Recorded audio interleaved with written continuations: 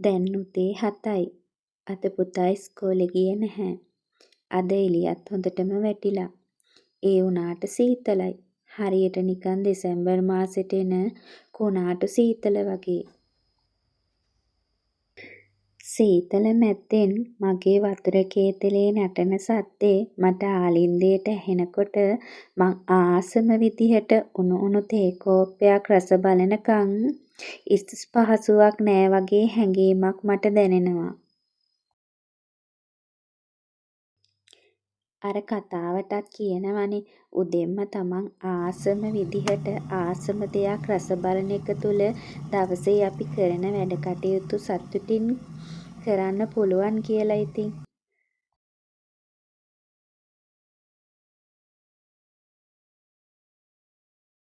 ඉතින් මම මේ හදන්නේ දරු පැටවුන් නිදි අතරේ මං ආසම විදිහට තේ කෝප්පේ හදාගෙන ඉතින් රස බලන්න නිදහසේ. තේ ටික බීලා ඉතින් මම මගේ වැඩ ටික පටන් ගන්න තමයි ඉතින් මේ හදන්නේ. ඉතින් චූටි බබයි ලොකු බබයිත් ආවා. ඉතින් නැගිටලා ඒ දෙන්නටත් තේ ටික හදලා දීලා ඉතින් මං ඉතින් මේ වැඩ ටික පටන් ගන්නවා දැන්. ඉතින් විවාහ ජීවිතය පටන් ගත්ත දවසේ ඉඳලා ඉතින් ගෘහණියක් බිරිඳක් විදිහට අපි ඉතින් වගකීම් ගොඩක් ඉටු කරන්න ඕනනේ. දුක සතුට මුසුවන හරි ලස්සන මාවතක අපිට ගමන් කරන්න වෙනවා ඉතින්. මේ යන ගමනේදී ඉතින් අපි සිතුවිලි හරියට ගොඩනගා ගත්තොත් ලස්සන ගමනක් යන්න හරි පහසුවෙන් පුළුවන් ඉතින්. මහත්තයාත් ළඟ නැතුව දරුවෝ දෙන්නෙක්ගේ වැඩ කරගන්නවා කියන එක ඉතින් ලේසි දෙයක් නෙමෙයි. ඒ වුණාට ඒ දේවල් හරි කළමනාකරණයකින් කරනකොට කියන තරම් අපහසුත් නැහැ. බිරිඳක් අම්මා කෙනෙක් විදිහට අපේ ජීවිතේට අපි ආසම දේවල් මගහැරෙන්න ඕනි තරම් ඉඩකඩ තියෙනවා. ජීවිතේ අපි කැමති දේවල් මගහැරුණා කියලා අපිට දුක් වෙන්න බෑනේ.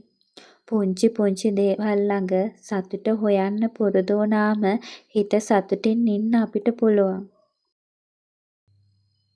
කතාවෙන් කතාව කියන්න අමතක වුණානේ. අද මට ලස්සන මල් ටිකක් උදේ පාන්දරම හම්බ වුණා.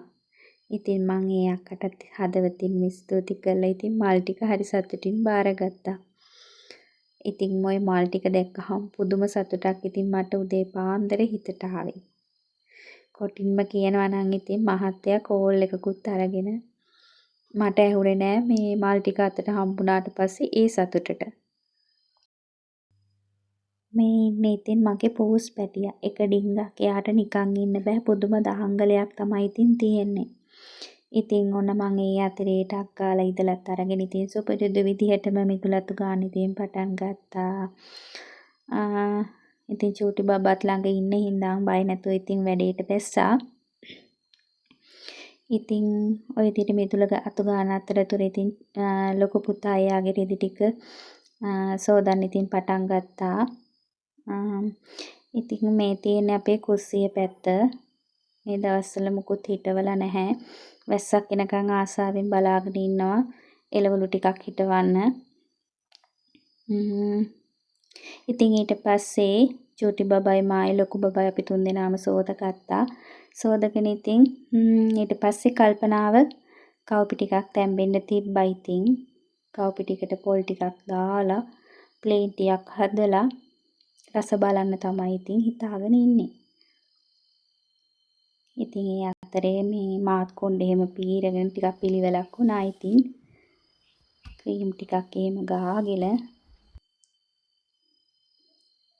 ඊට පස්සේ ඉතින් මේ චූටි බබයි ලොකු බබයි පොල් ගානවා. මේ දෙන්න ඉතින් සෙල්ලම් කරන ගමන් ඒ වැඩේ කරනවා.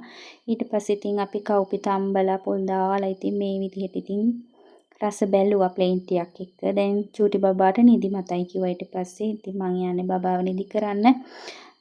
අපි ආයෙත් ලස්සන දවසකින් හමු වෙමු. හැමෝටම ගොඩාක් ආදරේ පරිස්සමෙන් ඉන්න ගිහින් එන්න.